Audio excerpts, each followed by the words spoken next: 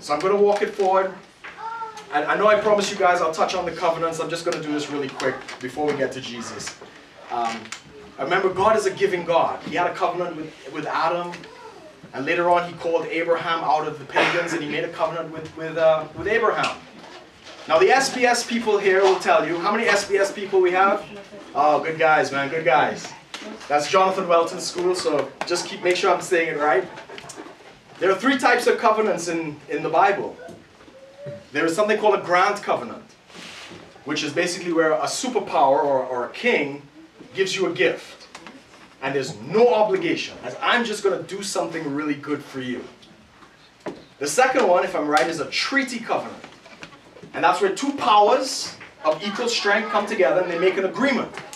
And they say, I'm going to look after you, you look after me, we're going to share resources, and we're going to partner with each other and have a mutual growth. And the third one is what's called a vassal covenant. And this is when a stronger force has defeated an enemy or they're entering agreement with a weaker force. They do this thing called a vassal covenant. And basically, the superpower tells you this is how it's going to be. You really ain't got much to say. You obey all these things or else I'm going to wipe you out. God's heart has always been the first one. Eden was a grant. He just did something good for man. Abraham was a grant. He said, I will make of thee a great nation. But something very strange happened when we come to Moses and the children of Israel. And we know the story. Israel brought them out and they came to Sinai. And God originally said, sanctify the people. I want them to come up. I will be their God. You will be my people. Everybody had direct access to God. But we know the story that the mountain was smoking, the thunder and the lightning, and the people were scared. And they said, no, we're not doing this. We're not doing this. Moses, you go. That was never God's heart.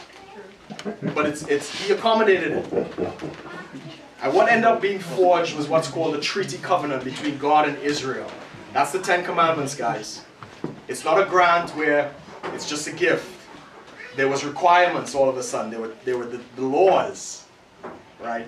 And again, that was not what God originally intended. He wanted a priesthood. He wanted to connect with every person. But they were afraid. And they went up, and he comes down with the 10 Commandments. And we know from day one, Israel was in rebellion. Moses comes down, and they're celebrating a golden calf. They couldn't even keep it from day one. And we know on that day, 3,000 people were slain by the Levite priests. And that was the beginning of this covenant. It was birthed in bloodshed. Later on, as Moses got older, we wrote the book of Deuteronomy. And they're about to go into the land of Canaan. And God tells him, call Joshua. You know, because your time, you're not entering, you're going to die. And Moses prophesied to the Israelites. And Andy and myself were talking about this last night.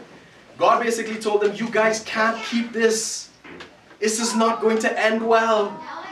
And there's this amazing verse in the book of Deuteronomy, Deuteronomy 32. If ever you get a chance, read it, guys. It's called the Song of Moses, which is a song they taught the Jews, telling them because of their rebellion and because of their constant breaking of the law, God was going to destroy them as a people.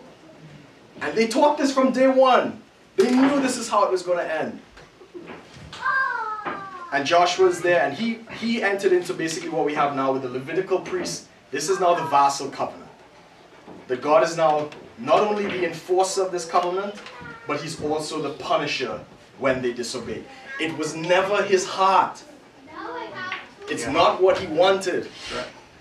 But because of the nature of the covenant, it bound God and it bound the children of Israel. And he was obligated not only to enforce it, but if they disobeyed, he was forced to punish them. And we see a series of actions going forward. But this explains why we see these crazy genocidal things happening in the Old Covenant. Because God is their protector. Not only does he protect them from enemies that are on the earth right now, he protected them from enemies that he knew were going to come centuries down the road. So he'd go in and say, wipe out everything. Why? The covenant. He's got to protect them.